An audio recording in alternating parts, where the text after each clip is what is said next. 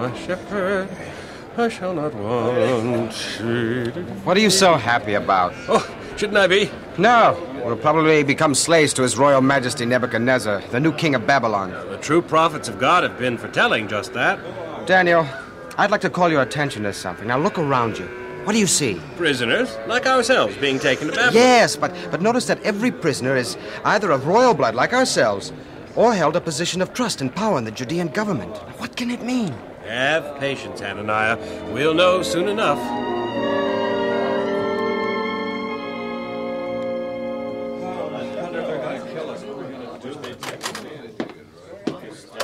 Quiet!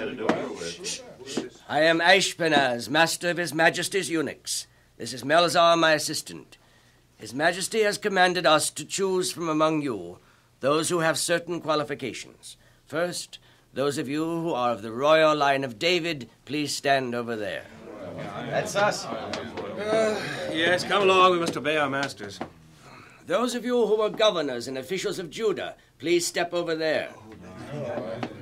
The rest of you stand here.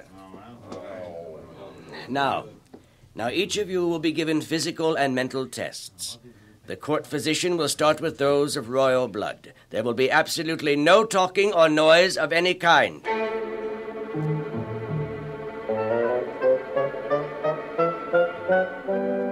All of you who did not pass the physical test, please follow Melzar to other quarters. We passed the physical. Wonder what the next hurdle will... Shh, no talking, remember? Those of you who passed the physical will be given tests to discover how quickly you comprehend situations and problems, how skillful you are in general knowledge and wisdom. To discover if you are able to learn the Chaldean language, and most important of all, to determine if you can carry on an intelligent conversation and mix gracefully with the great and learned men of His Majesty's court. Those who have all these qualifications will be given a 3-year course of study, then become members of the royal court, helping and advising His Majesty.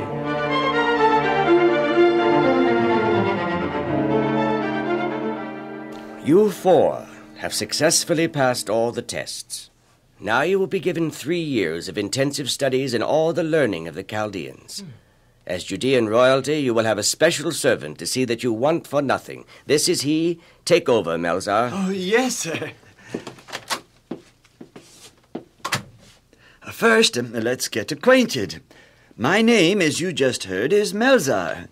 And yours? Daniel, sir. Hananiah. Mishael. Yes? Azariah. It is going to be a real pleasure to serve you, but we must change your Israelite names to Babylonian ones. Belteshazzar. And you, Shadrach. You, Meshach. And you, Abednego. As for quarters and provisions, you will remain here in the palace and eat meat and drink wine from the king's own table. For some reason, Ashpenaz has taken a special liking to you 4.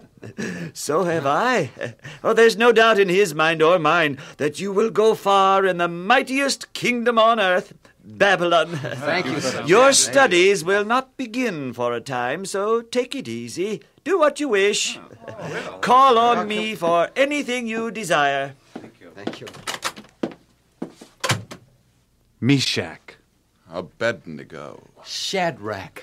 Belteshazzar. Well, the Lord of Israel is certainly blessing us. Yes. Just think, here we are, prisoners of war, yet we get to live in the palace and eat directly from the king's own table. And that, my 3 worthies, worries me. Hmm? The meat prepared for the king has first been offered to and supposedly been blessed by their God.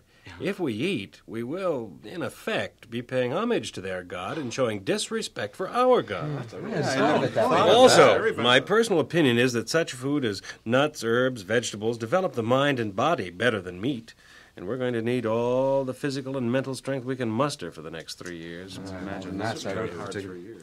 Well, come to think of it, though, it's a small matter. Is it worth fussing about? Small or large, we mustn't yield. If we yield in small matters, it becomes easier to yield in large ones. And we do know it would be better if we didn't eat the king's meat. I shall ask Ashpenaz for permission to eat only nuts, herbs, vegetables, drink only water.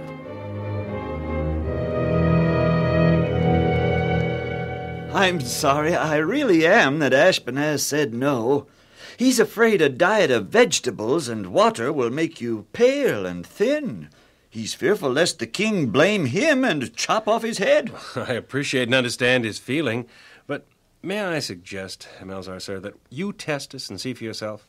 Give us pulse to eat, water to drink for just 10 days, then compare our countenance with the countenance of those who have eaten from the king's table.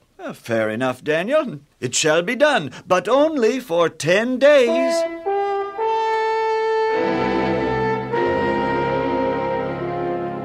I wouldn't have believed it, and I don't understand it, Daniel. But the days are over, and you four are fairer in complexion and more firm of flesh than those who ate the king's meat and drank his wine. I shall give the order.